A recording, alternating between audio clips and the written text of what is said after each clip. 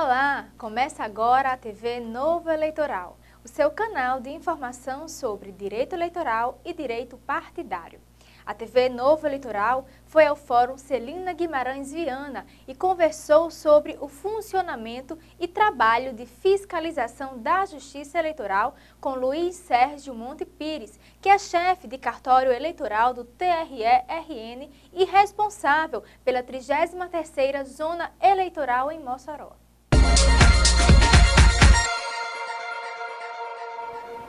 Bom, com o início da propaganda eleitoral, no dia 16 de agosto, necessário se faz que a Justiça Eleitoral desenvolva um trabalho chamado de poder de polícia, pelo qual ela desenvolve uma ação na rua, de ofício, de fiscalização junto à propaganda eleitoral. De fiscalização e de aplicação de providências imediatas para fazer cessar eventual propaganda irregular que vier a ser verificada. Então, via de regra, o juiz eleitoral responsável pelo poder de polícia na propaganda expede uma portaria constituindo servidores como fiscais da propaganda.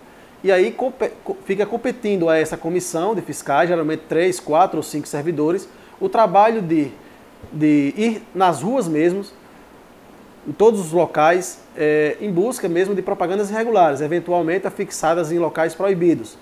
Então é feito um trabalho tanto sobre as propagandas que são afixadas, propagandas cartazes, papéis, banners, em todos os pontos da cidade, onde nós verificamos eventuais irregularidades que porventura vierem a ser cometidas. Como também há um trabalho de acompanhamento junto às movimentações de campanha, chamadas passeatas, carreatas, comícios, a fim de verificar se elas estão cumprindo determinações como o horário limite de encerramento, o volume de som dos automóveis, se estão de acordo com o que determina a lei eleitoral e a resolução do TSE. O que mais caracteriza esse trabalho de poder de polícia é a possibilidade de agir de ofício, ou seja, nós agimos independentemente de provocação, independentemente de qualquer notícia de irregularidade. Compete a nós, do poder de polícia, irmos atrás das irregularidades, buscar fazer o trabalho de aferição independentemente de provocação. O que não quer dizer que nós também não possamos agir com as provocações. Claro que os adversários ou a promotoria podem vir aqui denunciar eventuais práticas irregulares, que vai fazer com que também nós nos desloquemos até o local onde supostamente está havendo propaganda irregular para provocar de imediato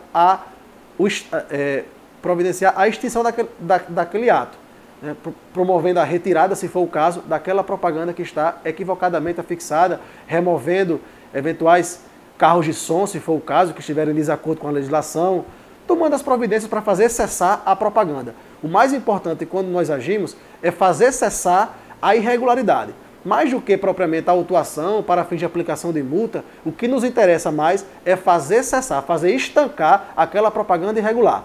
Depois, claro, a gente leva no termo de constatação, o termo de verificação, que é remetido à promotoria eleitoral, para, caso o promotor entenda pertinente, ele entre com a ação cabível para que seja imposta uma multa àquele candidato que infringiu a legislação.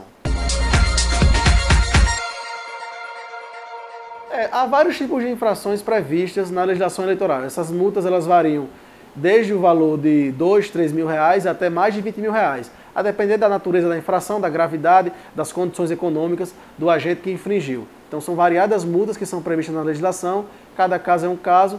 Propaganda antecipada, por exemplo, tem a multa mínima é R$5.000 para aquele pré-candidato que fizer uso de eventual propaganda antecipada, R$5.000, só como exemplo.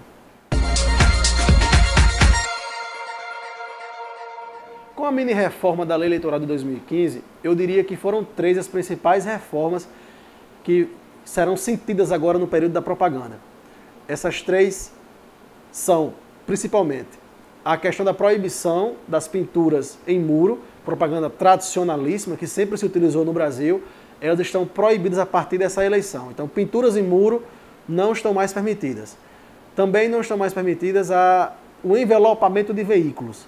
Aquele famoso envelopamento que os automóveis faziam deixavam o automóvel com toda a sua lateral voltada para a propaganda. Aquilo ali, havia muitos questionamentos, principalmente pela autoridade do trânsito, que aquilo ali descaracterizava o veículo. Então, a lei eleitoral entendeu por bem proibir aquele envelopamento e limitou o tamanho máximo do adesivo que pode ser afixado nos veículos. O adesivo não pode ultrapassar a metragem máxima de 40 centímetros por 50 centímetros. Isso em cada uma das laterais.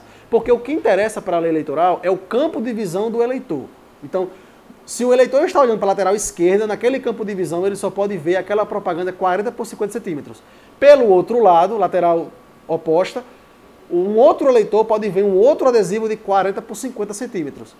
E também na parte traseira, a lei até ampliou a possibilidade, disse que o para-brisa traseiro do veículo pode conter uma propaganda do tamanho que for o para-brisa, independentemente da dimensão desse para-brisa. Então, fazer propaganda no vidro de trás está liberado, né, naquele para-brisa traseiro, independentemente do tamanho desse para-brisa. Então, ele pode preencher todo o espaço do vidro com adesivos microperfurados. Então, essa é outra grande novidade, é a limitação da propaganda em veículos. E eu chamo a atenção que tanto a propaganda em imóveis, como casas e muros, que eu falei há pouco, como agora de veículos, elas têm que ser gratuitas. É vedado qualquer tipo de pagamento do candidato para o uso desses espaços. Eu digo as propagandas em muro, em casa, porque o que está proibido é a pintura nesses muros. Pode haver ainda a fixação de um cartaz em papel, em plástico, nos muros e nas residências, né, nos portões. O que não pode ter é a pintura. A pintura que está proibida. Então, nas casas, nos muros, pode haver a propaganda em cartaz, papel e plástico. E nos automóveis também, dessas dimensões aqui eu me reportei.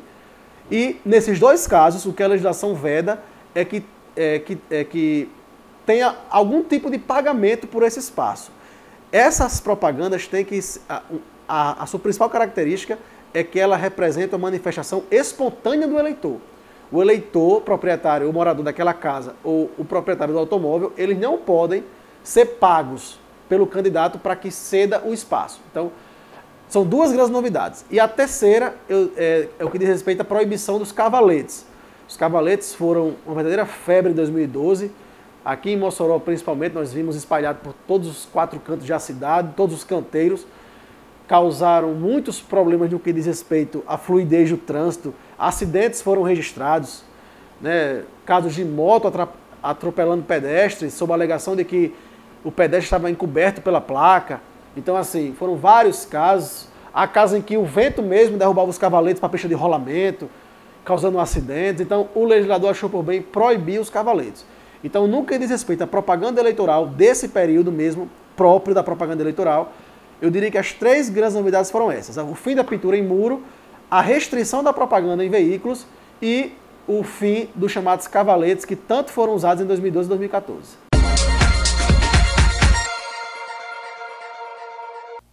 Acesse o nosso portal de ensino à distância em www.institutonovoeleitoral.com.br.